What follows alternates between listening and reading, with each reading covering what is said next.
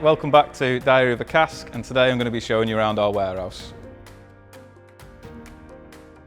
So what's special about this warehouse is that it's based sort of 10 minutes away from the Menai Straits, which sort of gives that nice sea salty air, which helps with sort of the maturation profile we're going to. We're also only 10 minutes away from the distillery, which is really handy for us. It's not a massive job to have to bring casks down. We've got a local haulage company that are really good with us and help us out massively. The racking system is called a dungeon system, and we only go 3 high. And that's a lot to do with safety reasons, and also traditionally they are 3 high. And what it means for us is because we've got really high ceilings, heat rises. So because they're lower, they're all kept in a very cool temperature, and that helps a lot with losses and evaporation and that kind of thing. You do have something called the Angel's Share, which is where the alcohol actually evaporates from the cask, so you do lose a little bit of alcohol. In different humidities or different climates, you either tend to lose more water or more alcohol through evaporation or through loss. So in cooler temperatures and more humid temperatures, you tend to lose more water than alcohol. Conversely, if it's hotter and low humidity, you tend to lose more alcohol than water.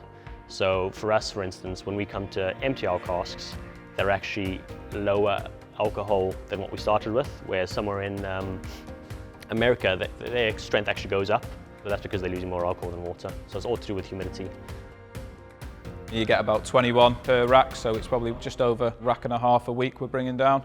So it is vitally important that we stay on top of keeping them racked up.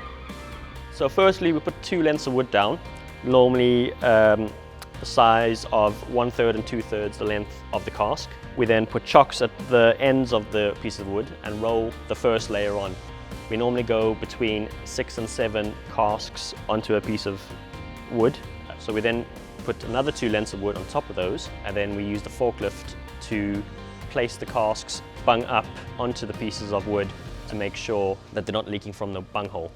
It's also handy because they are stenciled with the stencil facing upwards as well, so they look really nice when you've got them up as well. And then we repeat this process for the 3rd layer. It is a bit of a dangerous job, so you do have to sort of watch what you're doing and be careful, and it is a 2-man job as well. So I'd say anywhere between half an hour and 45 minutes to put one of these racks up. We go around and check for leaks periodically. When we identify a leak, we'll then try and identify where that leaks come from. And hopefully it's one of the top casks. Otherwise, if it's one of these ones, we may have to move the top ones to get to them. When we find the leak, we have a few tools that can help us in fixing them. So we've got here, it kind of looks like a chisel, but it's got a ridge there that helps fit over the hoops. And we can use a hammer then to tighten up these hoops to kind of squeeze the cask. If it's too loose, basically, it tightens them up and stops the leak. We could also use beeswax if there's something called a pinhole leak, or if there's a piece of wood it's got a long crack in it, we can push beeswax into that as well. If the wood's not expanding enough to fill that gap, the beeswax can help seal it up. Okay, so we are regularly taking samples from the casks and checking the maturation. You bring the casks up, you take samples of each, nose them, taste them, just making sure that they're all spot on to go into the mix.